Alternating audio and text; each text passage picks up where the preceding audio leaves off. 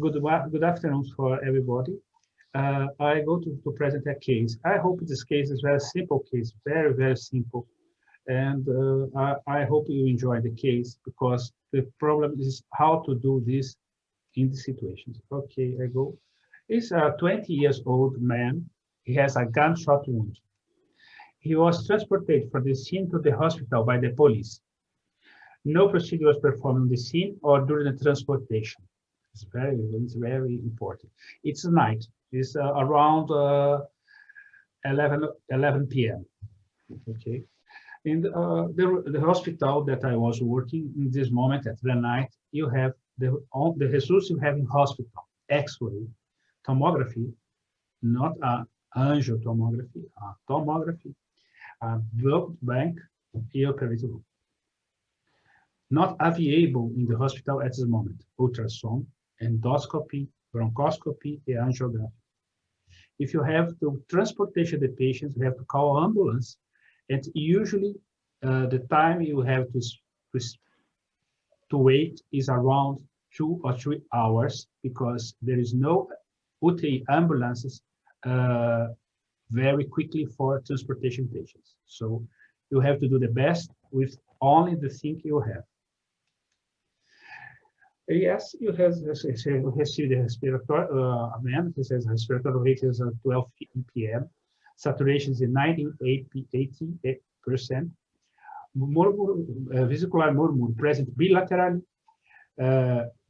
blood pressure 12 by 80 millimeters of mercury, cardiac heart 140 BPM, plasma core score 40, pupils, isochoric and photoregent, movement present upper and lower limbs, all movements and sensibility in all limbs.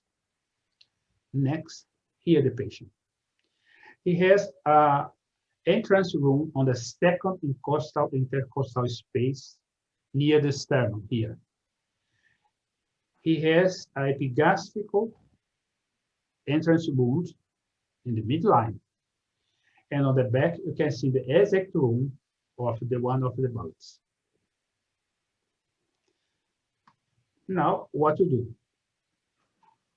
do? Philadelphia, Dr. Alex, your comments, please. Hello, everybody. Can you hear me? Yes, sir. Loud and clear. Could you please repeat his vital signs? Okay, here you are. Okay, blood pressure. Okay, he's tachycardic. Yes. All right. And this is at your facility or a drive at a place where they cannot? No, my facility is here. You can see now. Okay, so this is at your facility in your ER. Yes. Yes. Okay. Well, this is a difficult situation here. I would prepare for a massive transfusion. Place IVs, connect him to the monitors. I would, at least get a chest X-ray and see, if he has any pneumothorax, anything for which you would need a chest tube. You said you don't have an ultrasound, correct? You cannot do a FAST? No, I don't have ultrasound. In this moment, in this hospital, I don't have. Yeah. So this also you don't have. So I would do a chest X-ray. I would try to kind of see where the bullets are. Maybe if the bullet is on X-ray, if the bullet in the chest is in the right chest with the hole on the right, then I would assess for placing a chest tube. The entry and the exit in the abdomen being through and through, he's definitely going to need to be in the operating room for that, for a laparotomy at least. If on the X-ray the bullet is in the left chest, then that's a problem. And if the mediastinum is widened, then that's an even bigger problem. So I would, do these things really quickly and transport him to the operating room. And again, based on, what the X-ray looks like, is the bullet in the right chest versus crossing on the left. I would treat the findings accordingly, and I would, plan on being in the operating room quicker than later. Also check quickly pulses, if he has, any palpable femoral pulses, if there is any maybe injury to the abdominal aorta, and just to kind of help figure out where things are. But I'm afraid that if we would intubate him in the trauma bay, he may crash. He may look okay now, but he's not gonna, tolerate a lot of time. And it looks like he lost quite a bit of blood. So I would just expedite, and everything that I would do in the operating room, and try to keep his blood pressure on 90, 100 if it dips lower than what it is now, without trying to pop the clot off, whatever on whatever vessel the clot may be. Thank you. Thank you, Dr. Alex. Dr. Frisbee, Atlanta, your comment, sir. Well, I think he's right. I would, since you don't have very much in the way of facility there, I'd get a quick x-ray of his chest and abdomen. And I think I'd be more than willing to chance it and put that chest tube in based on the finding of not only the chest x-ray, but the physical finding of where that bullet hole is. And I'd just go ahead and take him right up to the operating room. But I'd put the chest tube in the ER. That's all I've got. Thank you, Dr. Frisbee. Campinas, Dr. Fraga. I agree with Dr. Frisbee. If you are in a hospital, you don't have the facility for the best treatment of this patient, you can use what you have. This is a problem you have in Brazil because you don't have an organized trauma system. But this patient was transferred by the police. So they don't have the information about health. So I think it's very important have a chest x-ray and abdomen x-ray with you need to find if there's a bullet in the patient, because you have two entrances, only one exit of the projectile.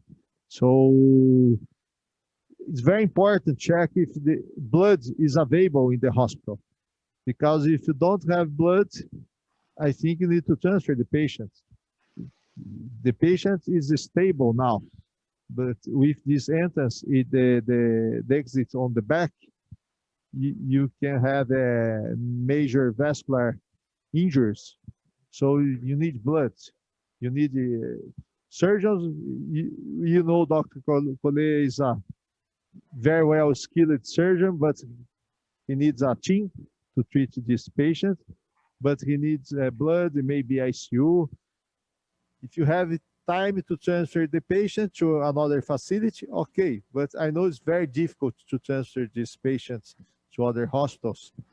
So let's have the x-ray, let's pray, and wait for the next step.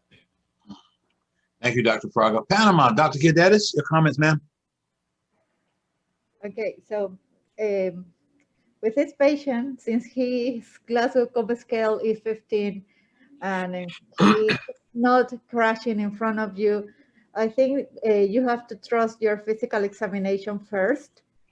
Of course, this patient needs to go to the OR as soon as possible. He needs, for an X-lab, needs blood also to replace all the losses that he's gonna have or he's having right now. And the first thing is having a chest X-ray and treating accordingly. When you have more than one bullet hole anywhere in the patient, you cannot assume that the one that you have in front of the abdomen, the one that you have in the left in the back is the one in the abdomen. It could be easily the one that you have in the thorax and it's going all the way down to the left. So the first thing is doing a chest X-ray and treating accordingly, getting blood, type and cross, and take the patient to the OR for the next lab, and then find out what you have in the abdomen. And I think until you do not have that information, you cannot choose what part of the body opened first. Thank you, Dr. Guedes. Portland, Dr. Kasim, your comments, sir. This is a 20-year-old man with 2 cavity injury, one in the thorax, one in the abdomen. So the question I will ask is, which one is going to kill this fellow the fastest? So let's look at the one in the thorax. If the thoracic injury has traversed the thoracic aorta, by now he would be dead by the time the police transported him. Oh, by the way, never let the police transport a patient, in my opinion, because you're going to die if you're going to be transported by the police. And so I think I can very quickly exclude he has not had, most likely hasn't had a thoracic aortic injury, but he may have had other vessels in that vicinity. But be as it may, I think the quickest way I can determine whether he's bleeding in the chest or not, either get a chest x-ray, and at the same time, I probably would put a right chest tube as well. I think the one in the abdomen is zone 1 till it is proven otherwise. So I would be more concerned about the abdominal injury at this moment than the thoracic injury, because I think that is where he is going to succumb. So I think I would get a chest x-ray. I would not waste too much time and get my lines established, like Dr. Frisbee would say, and then rush him to the operating room, and then I would do a laparotomy. That is where the money is, and I think he has a zone 1 injury, and I would be prepared to deal with it accordingly. And you need to be prepared for the massive transfusion protocol, and perhaps you should have a Foley catheter as well, and well prepped, and do a long midline incision so you get a quick mobilization of the viscera so you can reach the zone 1 very quickly. Thank you. Thank you, Dr. Kasim. Sarasota, Dr. Untrack, your comments, sir.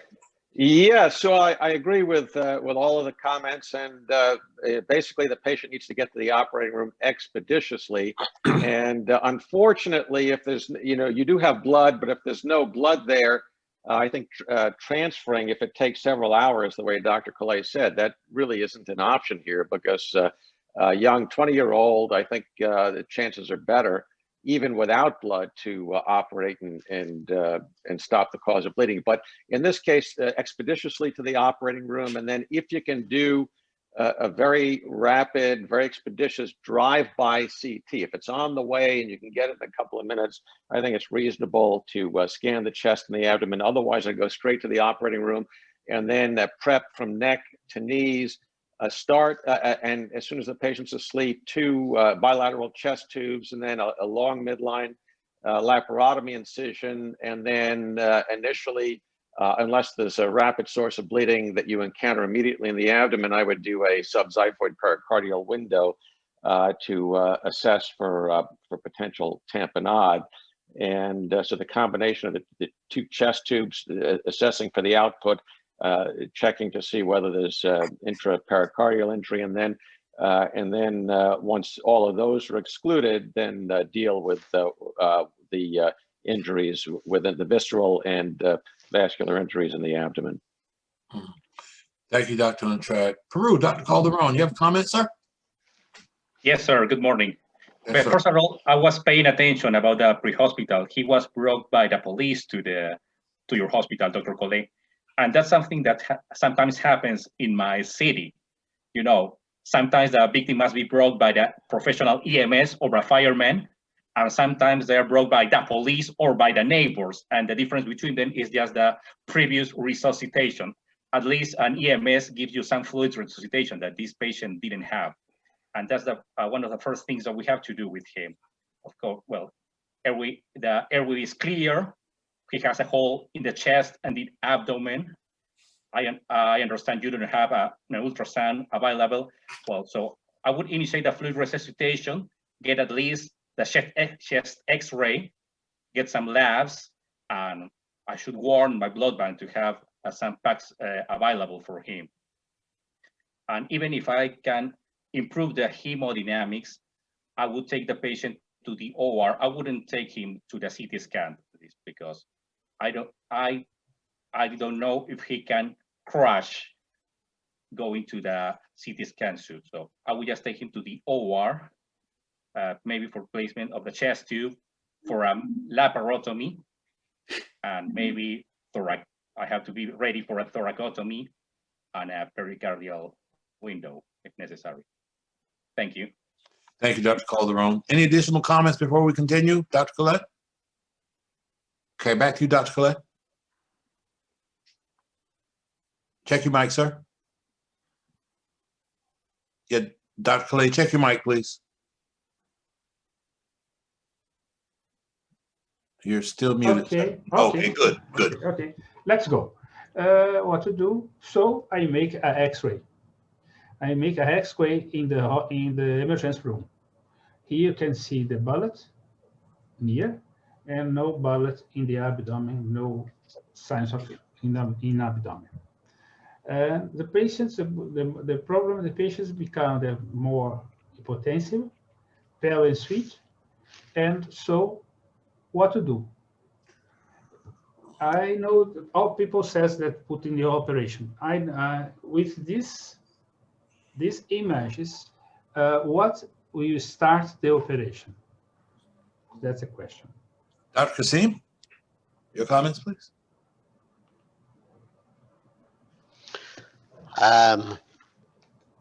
There is a bullet in the thoracic cavity, and it doesn't look like that it is involving the pericardium. At least there is no pericardial effusion.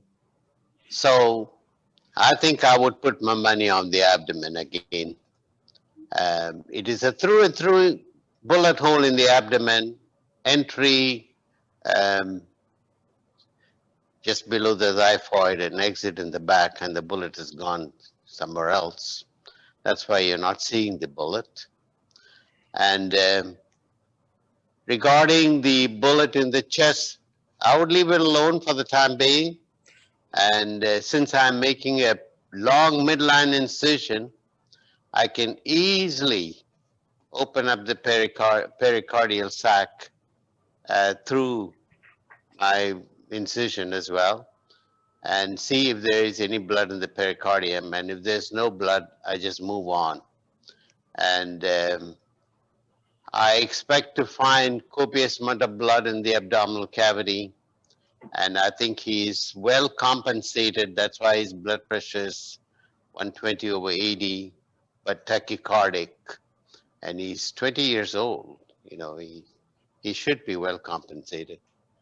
And I would be prepared to do either Maddox, Cattell, Brash maneuver, all two of them, both of them, right and left, to do a rotation. Because I'm looking at a visceral injury plus a vascular injury in zone 1. Thank you. Thank you, Dr. Kasim. Before we continue, Dr. Collet, take a moment, see if you can get your presentation back up, please. Okay. And while you do that, we'll go ahead and go to Panama. Dr. Giadetis? Just a minute. Well, with that chest X-ray, I am not as concerned for the moment for the thoracic cavity, so I will go directly to the laparotomy. Thank you, ma'am. Peru, Dr. Calderon. Yes, I saw the chest X-ray. I see the bullet is nearby the heart. So we are not sure if it involves the pericardium or not. So what I would do with the patient, I would place the right-sided chest tube and take the patient to the OR. Once in the OR, I do the laparotomy with the pericardial window and take a look if there is some involvement there. Well, that's it. Thanks. Thank you, sir. Sarasota, Dr. Huntract, your comments, please. Yes, I agree with everyone else. I think in this case, chest tubes optional, plus or minus, but laparotomy with an initial subxiphoid pericardial window to rule out pericardial injury, and then the very thorough exploration of the abdomen and repair of any injuries. Thank you, sir. Dr. Collet, would you like to say this? I go to share. Just a minute. Yeah, go ahead. In the meantime, we're gonna go to Dr. Fraga in Campinas. Okay, Dr. Collet, do you have a lateral view of the chest? No. The X-ray? Only this one? Only this one. Only this one. I think I would start with a pericardial window. Start with pericardial window plus laparotomy. It's a surgical case, but just check the hurt before open the belly, the abdomen. But it's a surgical case. Need to go to the OR. Thank you, Dr. Fraga. Let's go to Atlanta, Dr. Frisbee. Well, he's 20 years old. He's not displaying any signs of tamponade at this time. I'm more concerned about the abdomen than I am about the chest. Although, you know, if you want to, you can put your window in. But I think I agree with Kasim. I think you better be ready. That certainly looks like zone 1 to me. And if it went straight through, you're really going to be in a problem. And I think you should be ready to do Catal Barash or the Maddox, depending on what you find. But that's all I've got. Thank you, Dr. Frisbee. Philadelphia, Dr. Alex, your comments, please. I'm able to see now the X-ray. I had some problems with my computer too, so it doesn't look like he has any hemopneumothorax. We may, and looking at the heart border, there is no air around the heart to say that he has a pneumomediastinum, although it might take time until that develops. And then, with the other entry and exit on the abdomen, I agree with my colleagues and previous comments to go to the operating room, kind of prep him awake, and start with the laparotomy, do a pericardial window, and then decide if you need to put a chest tube or not, and then see what you find in the abdomen. Just a quick question. On his exam, did he have peritonitis? Not that necessarily matters. I was just curious. And then neurologically, is he moving his legs at all? Yes, he's moving his leg. He has pain when you on the palpation of the abdomen. He has sometimes you can see signs of peritonitis. Yes. Thank you. Thank you, Dr. Alex. Any additional comments before we return to Dr. Collet? Okay, back to you, Dr. Collet. Actually, sorry, I have one comment. Yes, sir. Go ahead.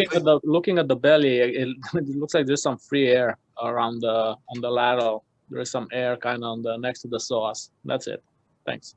Okay. Thank you. Dr. Collet, please be advised. Why don't you go ahead and share your presentation? I'll go to share. Okay. My presentation here, and go to share. You can see? Yes, sir. Here it is. Thank you. Yes. Okay. I decided to make this patient to put in OR and start the surgery by a pericardial window, a subxiphoid pericardial window. You can see here the xiphoid, the pericardium, and then I will go to try to push the pericardium and pull the pericardium and open the pericardium. When you open, the pericardium can see only yellow fluid, no blood, only yellow blood. So we decided to start a laparotomy. You can see some blood in the peritoneal cavity. And we go to see the problem. Here. Now we can go down and down, and go to this. You can see the small. You can see now a very big hematoma in the zone 1. You can see the whole of the bullet in the hepatoperitoneum in this position. Now the question is how to do and how to treat this patient. Campaigners, Dr. Fraga, your comments, please. So was a negative pericardial window, and you have the hematoma in the zone 1 and zone 2 on the left. So you need to mobilize the column. You need to access the hepatoperitoneum. Probably need to do the same on the right after, and looking on the right to access the cava vein, aorta. And if you, how much of blood in the cavity, Collet? Less than 1 liter in the cavity? Less than 1 liter. Yes, 1 liter. Yeah, no 1 liter. You know. Okay, perirenal hematoma on the left? No, you can see the hematoma here. You can see here, can see now the presentation now. You can see, yes, aqui the duodenum, the fourth portion, mesocolon. Here you can see the mesenteric on the right. Put the small boy go to the right. You can see here the sigmoid, and can see the descendant column. Here's the retroperitoneum in zone 1. Zone 1, okay. Zone 1, and you can see the whole of the bullet go into the peritoneum in zone 1. Zone 1. So you need to have a good position of the pancreas, of the access the retrocavity. You look at the pancreas, and I suggest perform a caution maneuver, Catelbrea on the right, just to prepare if you need to access the cava vein. And if the patient is stable, I think it's not necessary at this moment to have the contour of the aorta. But it's good you have the contour of the aorta near the esophagus at the diaphragmatic pillar. Put a clamp, something, because maybe when access the hematoma, you can tamponade the injury.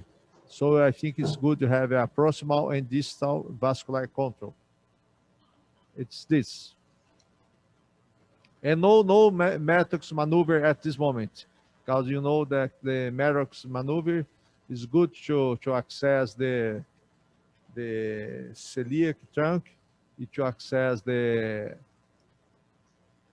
upper mesenteric artery. But I suggest not start with this maneuver at the first maneuver. Just this to start.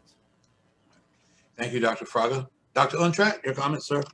Yes, I agree with Dr. Fraga that it's appropriate to get control, proximal and distal control of the aorta, even if it looks like you might not need it. I think it's certainly just a good idea to be prepared if all of a sudden there's a release of tamponade, that you can control the blood flow immediately, and then eviscerate the abdomen. And I think you can just start open the midline peritoneum over the aorta the way you would for a ruptured abdominal aortic aneurysm. Basically treat it that way, approach it that way surgically, get a good idea of what you find, and then deal as best you can that way. And then if you need to extend the exposure, you're in better position at that point. So basically treat this as if you're operating on a ruptured aneurysm. Thank you, Dr. Untrat. Atlanta, Dr. Frisbee, your comments, sir? Yeah, I think that's right. I would get proximal and distal control. It's easy to do. Proximal control can be gotten, you know, the gastrohepatic ligament on the left, just move it out of the way, straight clamp, straight vascular clamp down there. There's nothing there but the aorta. And you can have proximal control that way. The distal control can be done, well, distally, but this will give you some control, and then you can start to make your way as the others have said, move that viscera out of the way and gently get yourself down to where the business is. That's all I've got. Thank you, Dr. Frisbee. Portland, Dr. Kasim.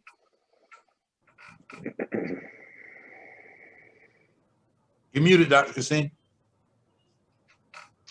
I think the first thing I would do is get control of the aorta right next to the esophagus, and have a vessel loop or umbilical tape, and have a Satinsky ready in case I need to deploy it.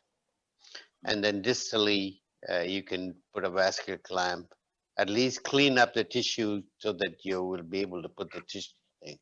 And then after that, I think I would do a left Maddox maneuver in this particular case. Move the left, everything to the right side, so I get clear visualization of the abdominal aorta as well as the celiac axis.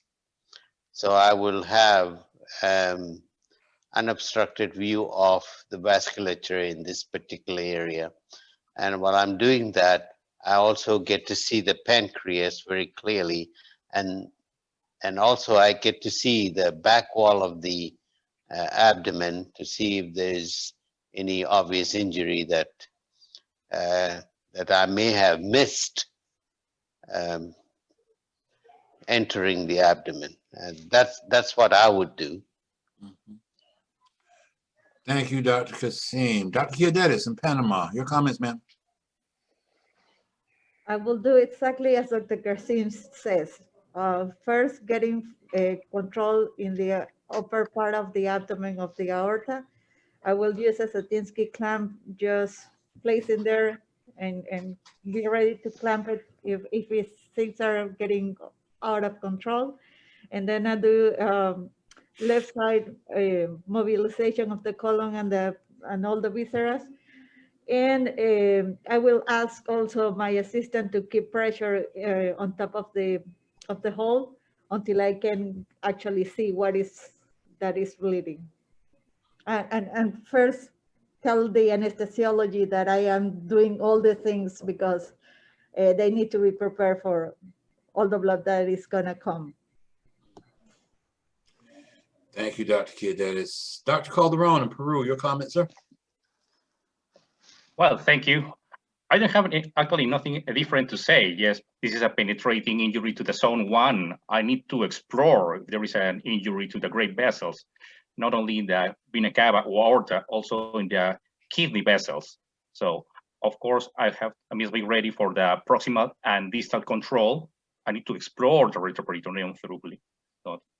Not an easy job, but yes, I will have to check all the vasculature and try to fix it. Of course, right after, I will have to check for holes in the colon, in the small bowel, the pancreas, and actually that's curious because we had a similar case over the weekend that ended up with an injury in the duodenum, in the third portion. So that's all I have to. That's all I have to check. It's not going to be an easy job. Of course, as Dr. Coyote said something very important.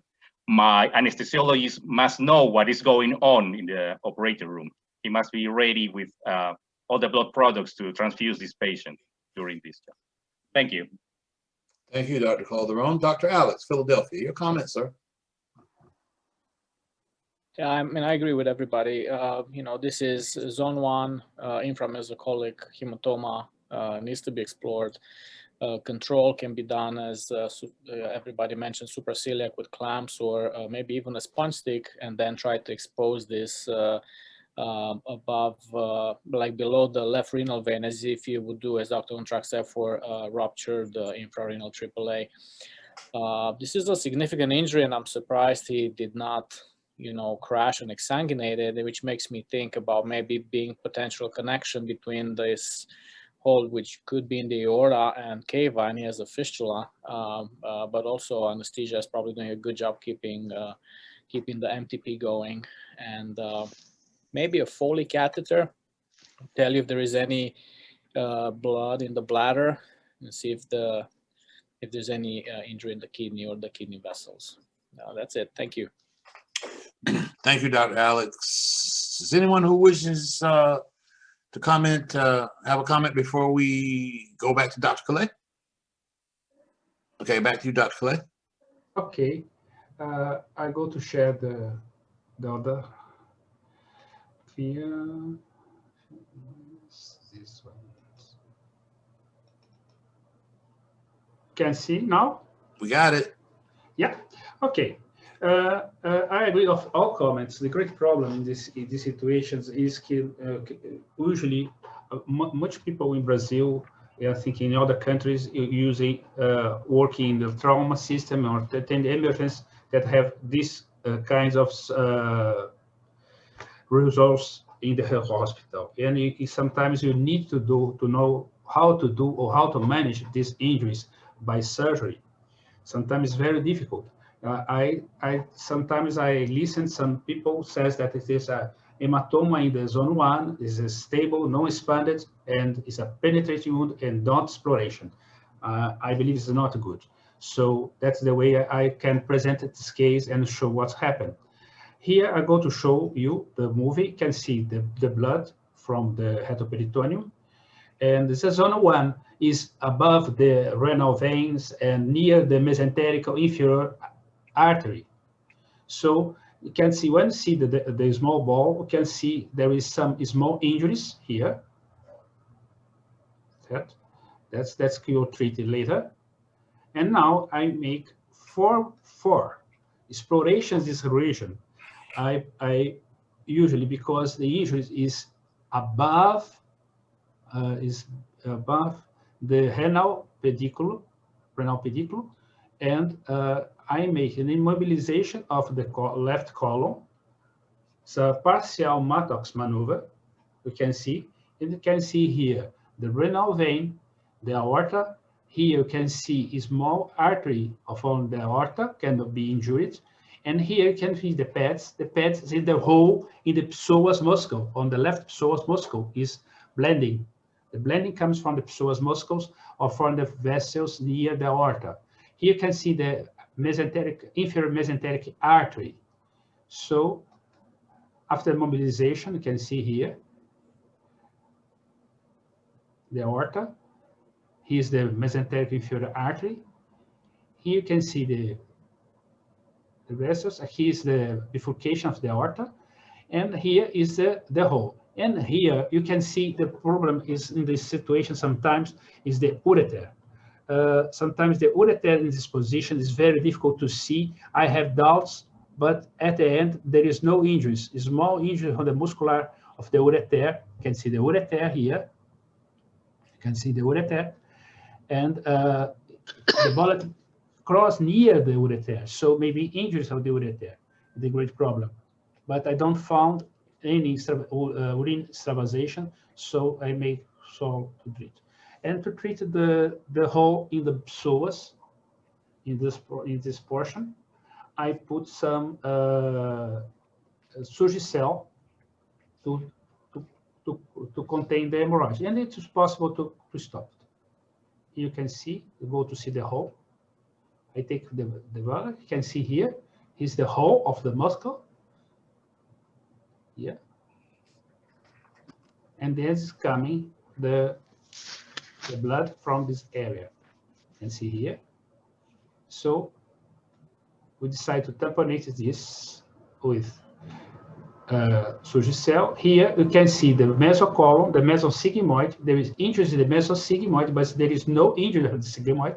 All the hematomas of the sigmoid was explored to see if there is a injury for the whole of the sigmoid. And at the end, here you can see I put this Surgicel to tamponate. It's very usually clear. And at the end, you can see here a lympha. Lymph comes here, and you can see here there is a lymphatic injury here. You can see, and now I can see the cisterna.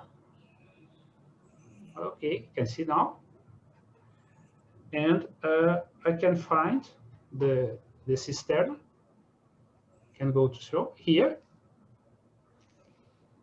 and it was tied avoid a cystic kilosa. So here you can see the vessels, here the stomach, the other parts of the cavity, and at the end here we can see how I made the mobilization of the small ball and the left column. You can see here. The pads is on the left of the descendant column here. And here you can see the peritoneum, the retroperitoneal area, and the blood stopping from the muscle and the aorta, you can see here. And now we close the patient. Okay. That's what I can show you in this moment. I want to ask you the comments of this, and after the comments, I say what's happened with the patient. Yes, sir. Dr. Kassim, your comments, please. Fabulous. Very nice, Dr. Collet. You truly are a master surgeon. Love watching the way you do surgery. Everything is so nicely displayed. So I'm a little impressed with the size of the abdominal aorta in a Brazilian man. It looks like he has a hypoplastic vessel syndrome. His abdominal aorta looks so small compared to what I'm used to seeing in young men of a 20-year-old here. In young ladies of 20-year-old, I see that kind of abdominal aorta. But beautiful, beautifully done. Very nice video taping of the injury to show us very clearly exactly where the injury is and how to deal with it and to educate us. Very, very nice. It's an absolute joy to see you operate and also to learn from you. Thank you, sir. Thank you. Thank you, Dr. Kassim. Dr. Alex, your comments, please. So in terms of the abdomen, it was just an injury to the cisterna chyli, and that was controlled with sutures. And then the small bowel was resected. And Yes. Was there a primary anastomosis or? Yes, primary anastomosis. Primary Yes. anastomosis. Yes. So I would do that, irrigate the abdomen, leave a drain. Yes. But the other thing is, that bullet in the chest, which looks really very close to the heart, but the pericardial window was negative. I would like to image that after the procedure, maybe do a CT of the chest. If you still have the pericardium open, I would maybe just peek again and be a little paranoid and irrigate, make sure there's nothing else going. And then maybe I would just close that with a Vicryl. So it's, make sure it's not sort of contaminated, or you closed it before you proceeded with the laparotomy. That's maybe I closed before the procedure laparotomy. Okay, I closed so the pericardium, yes. So then I would just, scan the chest, and then, if a chest tube was placed, that's fine. If not, I would not put the chest tube before the CT scan unless something happened intraoperatively, problems with pressures on the vent and ventilation and all that. But kind of in short, I would close, I would leave a drain, and I would scan his chest after. Maybe give some methylene blue just to make sure there's nothing leaking outside in that area of concern that you had with the ureter. Thank you. Thank you, Dr. Alex. Sarasota, Dr. Untrack, your comments, please. Yes, I think Dr. Alex pretty well summarized the case, and I think it's the findings explain a lot why the patient's condition wasn't more rocky, and so the actually good shot just missed all of the vital organs, and very well handled and well done in a situation with limited resources. Thank you, Dr. Untrack. Dr. Kiodetis, Panama, your comments, ma'am. I'm really glad that the patient only had the injury into the muscle psoas and not near or closer to the aorta. And I have a question for Dr. Collet. Dr. Collet, what did you do with that lymph coming out? Did you suture that or just leave it alone? And the other thing, because I still have not get that injury, fortunately.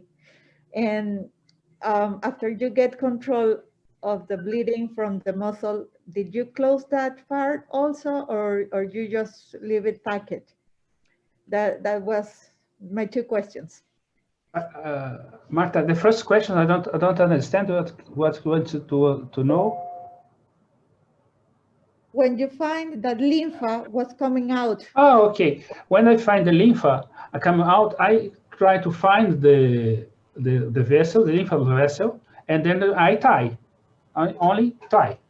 And the muscle is very a big role. So I decided to put some Surgicel. There is a Surgicel, fibrillar Surgicel, which is a very bigger. You can put inside the muscle and stop blending. So that's the way I went. If I don't stopping, I can put a pads and make a damage control and the weight. Okay, but in these situations, this is working very nice. Though it's very difficult to close the psoas muscle. Very difficult. Don't run. Okay, so that's the way I do. Okay, Marta. Dr. Collet, another question. Did you leave the Surgicel inside the patient, or you just put it in there, wait for doing some hemostasis, and then no, take? The Surgicel I leave in the patient. The Surgicel can lift and then absorb it later. Yes. Thank you, Dr. Collet. Thank you, Dr. Kidd. That is Peru. Dr. Calderon? Yes, a very interesting case, and I am really very jealous on how good you record these cases. This was very didactic for us. I learned a lot. And I have a few questions, Dr. Collet. Yes. Sorry for leaving.